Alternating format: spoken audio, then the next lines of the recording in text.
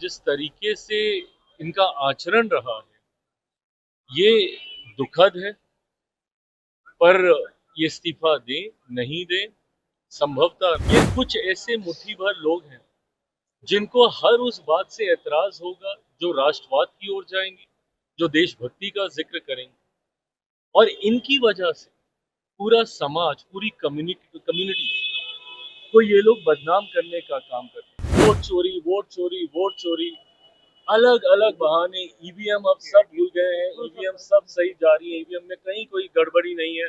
अब जो हो रहा है वोट चोरी के आधार पर हो रहा है। हकीकत है आपका जनाधार चोरी होता जा रहा है प्रभु। सम्राट कैबिनेट के मंत्री कल शपथ लेने जा रहे हैं और इस शपथ ग्रहण समारोह में शामिल होने के लिए जहां एक तरफ केंद्रीय गृह मंत्री अमित शाह पटना पहुंच चुके हैं, बैठक कर रहे हैं, तमाम बीजेपी के नेताओं के साथ एनडीए के नेताओं से मिल रहे हैं, वहीं दूसरी ओर केंद्रीय मंत्री चिराग पासवान भी पटना पहुंच चुके हैं शपथ ग्रहण समारोह के लिए। और क्या कुछ मंत्रिमंडल के विस्तार को लेकर कह रहे हैं और साथ ही विपक्ष पर किस तरीके से हमलावर नजर आ रहे हैं, सुनिए। जब से नए मुख्यमंत्री जी के नेतृत्व में बिहार में सरकार बनी है, तब से सब ये जानना चाह रहे थे कि बिहार में मंत्रिमंडल पूरी तरीके से कब शपथ लेगा। ऐसे में कल और इस शपथ समारोह में संभवतः प्रधानमंत्री जी, गृह मंत्री जी, तमाम सहयोगी दल, हम लोग सब लोग उसमें शामिल रहेंगे। और कल के बाद से सही मायनों में मेरे प्रधानमंत्री नरेंद्र मोदी जी के सोच वाली सरकार, डबल इंजन की विकास को तीव्र गति से आगे लेकर जाने वाली सरकार, मुख्यमंत्री नीतीश कुमार जी के अनुभव वाली सरकार और युवा जोश वाली सरकार, मैं मानता हूं ये सरकार अगले 5 साल बिहार के लिए एक स्वर्णिम काल के तौर पर साबित होंगे, जहां केंद्र और राज्य एक सोच, एक साथ आगे बढ़कर बिहार को अगले 5 साल विकास के अलग अलग वर्टिकल्स आगे लेकर जाने का काम करेंगे। पश्चिम बंगाल चुनाव को लेकर क्या कहेंगे? ममता बनर्जी कह रहे हैं कि इस्तीफा देने को लेकर इस्तीफा दे नहीं दे उससे क्या फर्क पड़ता है। जब कोई सरकार बनती है तो वो एक निश्चित कार्यकाल के लिए बनती है। हम लोग भी जब बिहार में भी चुनाव होते हैं तो एक सीमा होती है कि आपको इस दिन से पहले आपको शपथ ले लेनी है या नई सरकार के गठन का प्रोसेस शुरू हो जाना चाहिए। ऐसे में मुझे नहीं पता, बट अगर मेरी जानकारी अगर सही है तो मुझे लगता है 7 मई के आसपास की वो तारीख है। उसके बाद मौजूदा विधानसभा स्वतः भंग हो जाती है। ऐसे में यकीनन ये परंपरा का हिस्सा रहा है कि नैतिकता के आधार पर मुख्यमंत्री इस्तीफा देने गवर्नर के पास जाते हैं, पर अगर आप देखें तो इसमें कोई संवैधानिक बाध्यताएं नहीं है। मैंने ये उम्मीद जरूर की थी, क्योंकि जिस स्तर की वो नेत्री हैं, जो उनका अनुभव है और जो उनका कद रहा है, ऐसे में उनको बढ़प्पन रखते हुए और विनम्रता से अपनी हार को स्वीकार करते हुए नई लड़ाई की ओर अपने आप को तैयार करने के लिए अपने कार्यकर्ताओं को मोटिवेट करके आगे बढ़ने की जरूरत है। पर ऐसे में जिस तरीके से इनका आचरण रहा है ये दुखद है, पर ये इस्तीफा दें नहीं दें, संभवतः 9 मई को पश्चिम बंगाल में भारतीय जनता पार्टी के नेतृत्व वाली डबल इंजन की सरकार शपथ लेने जा रही है। उसमें इनके इस्तीफा देने नहीं देने से कोई फर्क नहीं पड़ेगा। ओवैसी के विधायक ने कहा था कि वंदे मातरम हम नहीं गाएंगे, फांसी देना तो फांसी दे दो। उसमें एक ऐसा लाइन है, लोग है जो हम लोग के इस्लाम में हराम। देखिए, ये ऐसी सोच वाले लोग ही अपनी कौम को और तुष्टीकरण की सोच को बढ़ावा देने का काम करते हैं। ये कुछ ऐसे मुट्ठी भर लोग हैं जिनको हर उस बात से एतराज होगा जो राष्ट्रवाद की ओर जाएंगे, जो देशभक्ति का जिक्र करेंगे, और इनकी वजह से पूरा समाज, पूरी कम्युनिटी को ये लोग बदनाम करने का काम करते हैं। आज जब देश ने सर्वसहमति से एक कानून पारित किया है, ये कोई निर्देश, अध्यादेश, कोई निर्देश या नोटिफिकेशन नहीं है, कानून के तौर पर, और इसका पालन नहीं करने पर सजा के भी प्रावधानों को इसमें दिया गया है। ऐसे में ऐसी सोच रखना, मैं मानता हूं ये पूर्णतः गलत है। बट यही राजनीति, जिस पार्टी के वो सदस्य हैं, वो पार्टी, उस पार्टी के नेता इसी तरीके की बंटवारे की राजनीति को, अलगाववाद की सोच को बढ़ावा देने का काम करती रही है और उसी सोच को ये पुनः प्रदर्शित करने का काम कर रही है। ममता बनर्जी ने कहा कि पूरा इंडिया गठबंधन को हम लोग इकट्ठा कर चुके हैं, राहुल गांधी को बुलाए हैं, खड़गे जी आएंगे, तेजस्वी जी आएंगे, सारे नेता आएंगे। अखिलेश यादव ने तो यहाँ तक के कह दिया था कि दीदी कब आना है।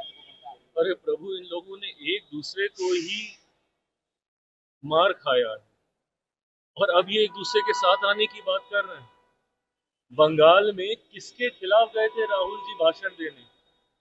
किनको गुंडों की पार्टी कहकर आए थे? ममता बनर्जी जी की पार्टी को ही ना। केरलम में इन्होंने किसको हराने का काम किया, किसको सत्ता से हटाने का काम किया? लेफ्ट की पार्टी को ना। और ये सब किसका हिस्सा है? इंडिया अलायंस का ही हिस्सा है ना। तो चुनाव आएगा तो एक दूसरे के सर पर चढ़कर उनको मारने का काम करेंगे, और चुनाव जब हार जाएंगे तो इंडिया अलायंस को एकजुट करने का काम करेंगे। लोकसभा से पहले इसी तरीके का मन सजाते थे, और जब चुनाव की बारी आई तो एक दूसरे को हराने के लिए खड़े हो गए। आज तमिलनाडु में क्या हो रहा है? डीएमके, जो हर विपरीत परिस्थिति में कांग्रेस के साथ खड़ी रही, जिन्होंने राहुल जी को प्रधानमंत्री बनाने तक की दावेदारी, जब इंडिया अलायंस में जब विवाद शुरू हुआ, जब केजरीवाल जी ममता जी का नाम ले रहे थे, तो डीएमके इनका नेतृत्व स्वीकार कर रही थी, राहुल गांधी जी का। और आज उन्हीं को धोखा देके सत्ता के लालच में तमिलनाडु में ये विजय जी के पार्टी का समर्थन करने का ये लोग काम कर रहे हैं। तो ऐसे में काहे का गठबंधन और कैसी नैतिकता? ऐसे गठबंधन से तो गठबंधन ना होना बेहतर है भैया। कम से कम आग की शर्म तो रहती है। यहाँ तो आप एक दूसरे का हाथ भी पकड़ते हो और मौका मिलते ही उस हाथ को झटकने का काम करते हैं। ये गलत राजनीति है। अपने सांसदों को पहले बता दे कौन कौन वोट चोरी करके जीता है। वोट चोरी, वोट चोरी, वोट चोरी, अलग अलग बहाने। ईवीएम अब सब भूल गए हैं, ईवीएम सब सही जा रही है, ईवीएम में कहीं कोई गड़बड़ी नहीं है। अब जो हो रहा है वोट चोरी के आधार पर हो रहा है। हकीकत है आपका जनाधार चोरी होता जा रहा है। प्रभु समझिए इस बात को। और जब तक आप इस बात को समझेंगे नहीं, मंथन नहीं करेंगे, हर बार अगर एक स्टूडेंट यही बहाना दे कि भैया क्वेश्चन पेपर टफ है, क्वेश्चन पेपर टफ है, आप मेहनत नहीं करिएगा, परीक्षा की तैयारी नहीं कीजिएगा। कितनी बार गए थे ये बंगाल? हार मान के बैठे थे कि नहीं बैठे थे? आज की तारीख में कुछ बोल लीजिए, पर कांग्रेस का हर एक कार्यकर्ता, नेता ईमानदारी से दिल पे हाथ रखकर बोले कि क्या भाजपा के लोग मेहनत नहीं करते?